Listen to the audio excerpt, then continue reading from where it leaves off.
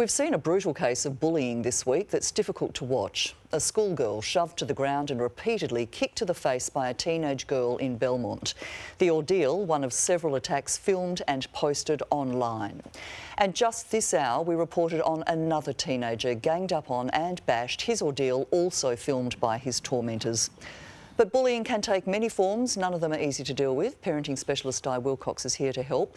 The case we just saw is clearly an extreme example in terms of the level of violence, but it is not always so obvious, is it? I mean, how can a parent tell the difference between bullying and a simple friendship issue?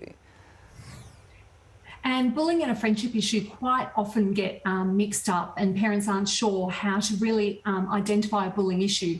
So what I explain is a bit of a scenario. So just imagine I go to school on Monday and a person deliberately pushes me over. Now this action is not okay and there needs to be a consequence for this, but I can't label this person as a bully because it's a one-off action. However, if the next day they steal my lunch, they're passing nasty notes around me, they're gossiping about me throughout the week, now there's a pattern of behaviour and it's targeting me, and this is when we label it as bullying. How can a parent best deal with that then and support their child if they're being bullied? Now, it's important that your child knows that they can tell you anything and everything and you're not going to overreact. And this is really important because if you overreact, they're going to close themselves off from you. And when they come home and they tell you about a bullying situation, have a diary and record what they're saying each day that it happens. Because what you're doing is you're collecting some evidence. You're then going to make an appointment with their classroom teacher and calmly go in with this diary and show them, because you've now got a story of what's going on. And if you can partner with your teacher, together you can come up with a plan to support both children. And it's really important that your child feels supported and loved and knows that they're going through this with someone. They're not on their own.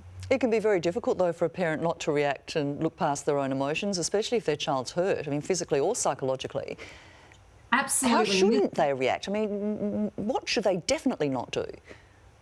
Well, we don't want to see parents getting involved in the bullying, and unfortunately I hear cases where the parent tries to take over and bullies the bully, if that makes sense. You can't do that. You need to get a professional support, and that's where schools are really important. In some cases, like the criminal activity that you've been reporting on the news, unfortunately police need to get involved, but don't take those matters into your own hands. And very quickly, Di, what is your advice for parents who discover that their child is being a bully?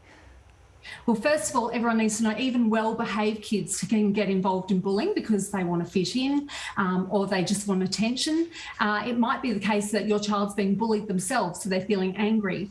As parents, we need to understand that behaviours children exhibit come from a situation that's led them to have negative thoughts and feelings. So once we understand what those negative thoughts and feelings are, we can work with the child and help them to speak in a much better way to other kids and have a better behaviour.